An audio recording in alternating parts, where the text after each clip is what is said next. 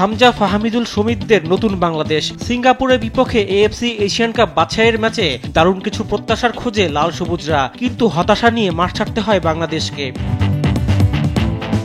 সিঙ্গাপুরের সঙ্গে সমান তালে লড়েছে হামজারা। বাংলাদেশ ধ্বনিতে পুরো স্টেডিয়াম মুখরিত।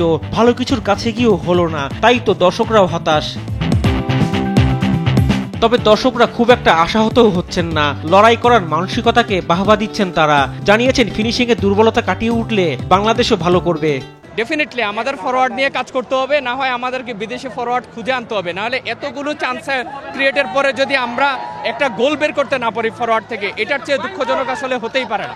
যারা আছে যে গোলগুলো মিস করছে, এগুলো মিস করা উচিত ছিল না বাংলাদেশে। আমাদের ফিনিশিং একটু ল্যাকিং আছে, ওই ফিনিশিংটা ওয়ার্ক করতে হবে। বাংলাদেশের যেটাতে আমার মনে হয় যে গোল স্কোরিং এর যে অ্যাবিলিটিটা, এই জিনিসটা বাংলাদেশে এখনো ঘাটতি রয়ে গেছে। আমাদের 9 নম্বর আমার স্ট্রাইকার, আমাদের অভাব। স্ট্রাইকার আজকে থাকলে আমরা বাংলাদেশ আজকে জয় করতাম এবং আমরা অনেক ভালোভাবে অনেক আরো বেশি গোল দিতে পারতাম। প্রতিটা প্লেয়ার সর্বোচ্চ দেওয়ার চেষ্টা করছে, শুধুমাত্র আমরা একজন প্রপার গোল স্কোরারের অভাবে গোল পাইনি।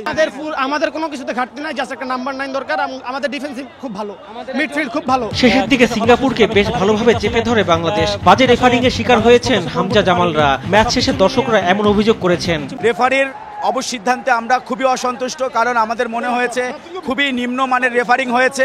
হ্যাঁ, রেফারি কিছু পক্ষপাতিত্ব সিদ্ধান্ত দিচ্ছে আপনাদের, যেমন আপনার ফাউলের ব্যাপারে, যেমন আপনার যে টাইমের ব্যাপারে কিছুটা পক্ষপাতিত্ব করছে, কিন্তু লস্ট টাইম হয় 15 মিনিট, দিছে 7 মিনিট। রেফারি শুধু জার্সিটা ভুলে হলুদ করে ফেলছিল, এছাড়া ওরা সিঙ্গাপুরের দিকেই গেল। বাংলাদেশ খুব ভালো খেলেছে, লাস্ট রেফারিং একটু ডিফারেন্স মেক করে দিচ্ছে। আজকে যে ম্যাচটা গেল অনেকগুলো ফাউল হয় না, তা ওদের দিয়ে দিছে।